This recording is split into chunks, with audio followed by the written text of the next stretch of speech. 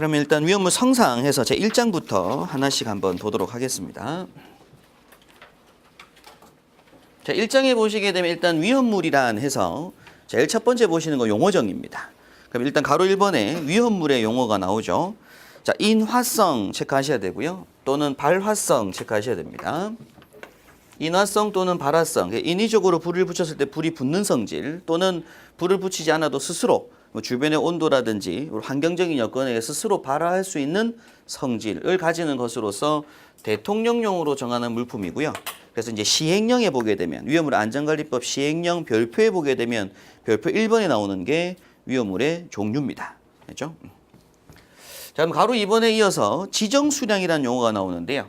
위험물의 종류별로 위험성을 고려하여 대통령령으로 정하는 수량으로서 제조소 등의 설치 허가에 기준이 되는 수량이 됩니다. 그래서 우리가 앞서 법규에서 보게 되면 소방기본법 공부할 때 특수가해물 얘기가 한번 나와요. 그럼 특수가해물의 종류에 보게 되면 뭐 면화류 200kg, 나무껍질 대패밥 400kg 이런 용어가 나오거든요. 그럼 면화류 200kg 이상일 때 특수가해물에 포함이 된다라는 뜻이 되는 거고, 면화류가 200kg는 안 되면 특수가해물에 적용되지 않는다는 뜻입니다. 그럼 그때 말하는 200kg, 400kg이라는 그 수량이 무슨 수량? 지정수량인 거예요.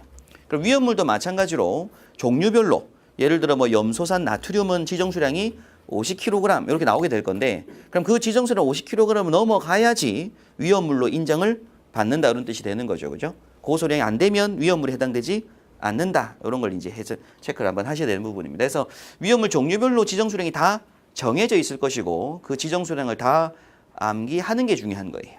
되겠죠? 자, 그럼 이어서 가로 3번에 보시게 되면 이제 제조소, 저장소, 취급소가 나오는데 요 가로 3번부터 가로 5번까지를 묶어서 우리가 가로 6번에 제조소 등이라고 부르게 됩니다.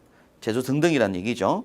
제조소는 위험물을 제조할 목적으로 지정 수량 이상 되는 위험물을 취급하기 위하여 시도지사의 허가를 받아서 만드는 장소입니다.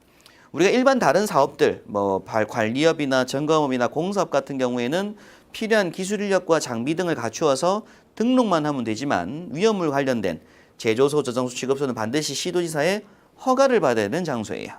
그렇죠? 그래서 완공검사 같은 것도 받아야 되고, 제조소는 위험물을 제조하는 겁니다. 그래서 2개 이상 종류를 섞어서 제조할 수도 있고, 혹은 위험물 원료가 아닌 것들을 만들어서 위험물을 만들어내는 장소, 그걸 우리가 제조소라고 불러요.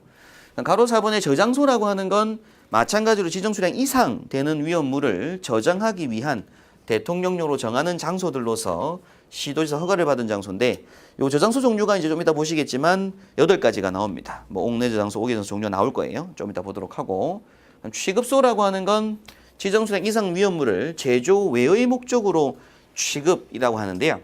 제조 외의 목적으로 취급한다라고 하는 의미를 해석하실 때는 판매 일단 있고요. 판매. 그죠? 그 다음에 또 이제 제조도 있어요. 근데 제조가 있는데 여기서 말하는 제조 외의 목적으로 취급한다는 얘기는 위험물을 제조하는 건 제조소예요. 그런데 위험물 종류를 원료를 이용해서 위험물이 아닌 제품을 만들어낼 수도 있습니다. 위험물에 들어가지 않는 제품을. 그럼 그거는 이제 위험물이 아니잖아요. 생성된 게. 그건 그때는 일반 취급소로 이제 들어가게 돼요. 그래서 위험물이 아닌 걸로 만들어내는 거라든지 혹은 위험물을 뭐 하는 목적으로 판매하는 목적. 그 다음 또 위험물을 사용하는 목적도 있는 거예요. 위험물을 계속 소비를 해야 되니까 사용하는 거. 그래서 판매, 사용, 그 다음 위험물이 아닌 제품으로 제조, 이런 부분들을 우리가 취급이라고 표현합니다. 그런 취급하기 위한 장소로서 시도지사 허가를 받은 장소가 나타나게 돼요. 이걸 묶어서 우리가 이제 제조 등이라고 부릅니다. 그럼 종류를 한번 자세하게 보게 되면 제조 등의 종류는 일단 첫 번째는 제조소가 있고요. 자, 두 번째로 저장소가 있는데 저장소는 총 8가지가 나옵니다. 일단 기본적으로 암기돼야 되겠죠. 8가지. 그래서 일단 암기하실 때 옥내 저장소가 있고요. 순서는 제가 좀 다르게 설명드릴게요. 옥외 저장소가 있어요. 옥내 저장소라고 하는 건 나중에 보시겠지만 건물 한 개 지어놓고 건물 내에다가 드럼통으로 위험물을 저장하고 있는 겁니다. 그게 옥내 저장소. 옥외 저장소는 바깥 공터에 기둥 세워놓고 철망으로 이제 울타리나 담을 설치한 다음 안에다가 선반 같은 걸 설치하고 위험물을 적재한 거예요. 그게 옥외 저장소입니다. 옥내, 옥외. 그 다음에 이제 옥내 탱크 저장소. 옥내에 탱크 저장소라고 해서 건물을 지어놓고 건물 내에다가 탱크를 큰 관계 설치한다는 얘기죠. 그 탱크 안에다가 위험물을 채워놨다는 얘기입니다. 그게 옥내 탱크 저장소. 그다음에서 옥 외에 탱크 저장소 있겠죠, 그죠? 옥 외에 요거는 이제 우리가 정유사나 원유사 지나갈 때 보게 되면 큰 탱크로리들이 막 서 있습니다. 그게 옥의 탱크 저장소가 되는 거예요. 그다음에 이제 기타 간이 탱크 저장소라고 부르는 것도 있고 용량이 작은 600리터짜리 간이 탱크 저장소라고 하는 게 있고 그다음 지하 탱크 저장소. 지하에다 땅을 파서 탱크를 묻는 겁니다. 거기 지하 탱크 저장소가 되고요. 그다음 이동 탱크 저장소는 차량에다가 이제 위험물 탱크를 설치해서 이동하는 이동 탱크 저장소. 우리가 알고 보는 이제 정유차들이 있죠, 그죠? 기름, 석유차들. 그럼 안반 탱크 저장소는 항상 낮은 온도를 유지해야 되는 위험물 같은 경우에 냉동기를 설치할 건데 만약 냉동기가 고장이 나게 되면은 폭발하거나 위험할 수 있는 위험물들이 있습니다. 그런 경우에 해안에 안반 내에다가 탱크를 설치하고 항상 낮은 온도를 유지하는 부분들이 있어요. 그래서 그걸 안반 탱크 저장소라고 합니다. 총 8가지 저장소가 있다는 거 우선 체크하셔야 되고 마지막으로 취급소라고 하는 건 총 4가지가 있습니다. 주유 취급소, 판매 취급소, 이송 취급소, 일반 취급소. 자, 이때 주유 취급소하고 판매 취급소는 판매용이에요. 판매용. 그래서 일반 우리가 말하는 주유소. 판매 취급소는 석유 가게. 등경유를 따로 이제 말로 보통 팔잖아요. 그게 이제 판매 취급소입니다. 이 판매 취급소가 다시 또 뭐 지전수량 배수 20배, 40배 이하로 1종하고 2종으로 구분을 하게 돼요. 판매 취급소가. 그다음에 이어서 이송 취급소라고 하는 건 위험물을 액송시키는데 액송. 이송시키는 거. 그래서 이제 보통 원유선이 정박을 하게 되면 각 정유사들로 원유를 옮겨야 될 건데 그때 차량으로 이동했으면 이동 탱크 저장소로 이동을 한 거고 차량 말고 원유가 정박하는 선로에 보게 되면 배관 파이프라인이 설치가 돼 있어요. 그래서 우리가 고속도로 보게 되면 고속도로 사업소가 있죠, 그죠? 어느 구간부터 어느 구간까지 한 사업소가 있잖아요. 마찬가지로 이것도 파이프라인을 미리 지하에다가 매설을 한 다음 어느 구간부터 어느 구간까지 사업소가 있습니다. 그걸 우리가 이송 취급소라고 불러요. 배관 파이프라인들을. 그래서 원유를 옮깁니다. 뉴스에 보게 되면 요걸 이제 부숴가지고 기름 훔쳐내고 하다가 걸리 적발되고 하는 경우가 있잖아요. 그 이송 취급소. 마지막으로 라번에 보시는 일반 취급소라고 하는 건 이제 보통 자주 사용하는 장소들. 그래서 이제 대형 공장, 뭐 LG나 삼성 같은 대형 공장에 보게 되면 뭐 휘발유를 기름을 매일 많이 사용합니다. 그래서 이제 많은 양의 기름을 사용하는 장소가 일반 취급소에 포함이 또 되고요. 또 일반 취급소에 포함될 수 있는 부분이 위험물을 2개 이상을 섞어서 만들었는데 만든 제품 자체가 위험물이 아닌 것들로 만들어내는 것들도 일반 취급소라고 부르게 됩니다. 되겠죠?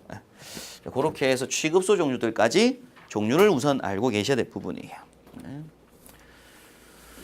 자, 그럼 여기서 이제 이번 파트 공부하실 건 위험물이 아무래도 성상이다 보니까 일단 시설 기준 앞에 제조소, 저장소, 취급소는 아마 다음 파트에서 공부를 하실 거고 이번 파트에서는 위험물의 성상, 위험물에 대한 부분 공부 한번 해보도록 하겠습니다. 아무래도 위험물 자격증 부분이라든지 위험물 시험을 친다고 할 때는 가장 중요한 기본이 위험물의 종류 암기하는 거예요. 그래서 위험물 종류는 일단 1류부터 6류까지가 있다라는 걸 기억하셔야 되고 자, 우리가 1류 위험물을 산화성 고체류라고 부르게 됩니다. 요걸 우리가 뭐라고 하냐면 명칭이라고 불러요. 명칭 및 성질이 되기도 합니다. 1류 위험물의 명칭은 혹은 1류 위험물의 성질은 하고 묻는데 그때는 답은 산화성 고체다라는 게 되는 거죠. 말 그대로 산소를 많이 함유하고 있는 성질의 고체입니다. 산화돼 있는 성질의 고체라는 뜻이고요. 그렇다면 평상시에 산소를 많이 들고 있기 때문에 다른 물질에게 산소를 내어줄 수 있는 물질이기도 한 거예요. 산소 공급 인자에 들어가게 됩니다. 그래서 고체로서 산화력의 잠재적인 위험성 또는 충격에 대한 민감성을 판단하기 위하여 국민안전처 장관이 정하여 고시하는 시험에서 이런 성질과 상태를 나타내는 것으로서 일단은 얘네를 산화성 고체라고 부르게 됩니다. 2류 위험물은 가연성 고체라고 부르게 되고요. 말 그대로 이제 탈 수 있는 성질의 고체고 요게 이제 산화제라고 하게 되면 얘네들은 환원제에 해당되는 물질들이에요. 가연물인 것들이죠. 요걸 우리가 산화제, 요걸 우리가 환원제라고 부르게 됩니다. 그래서 가연성 고체들은 이제 환원하는 물질들. 그래서 즉 산소를 남에게서 산소를 가져와서 자기가 산소를 소비하게 되겠죠. 그죠? 그게 이제 이류염물입니다. 고체.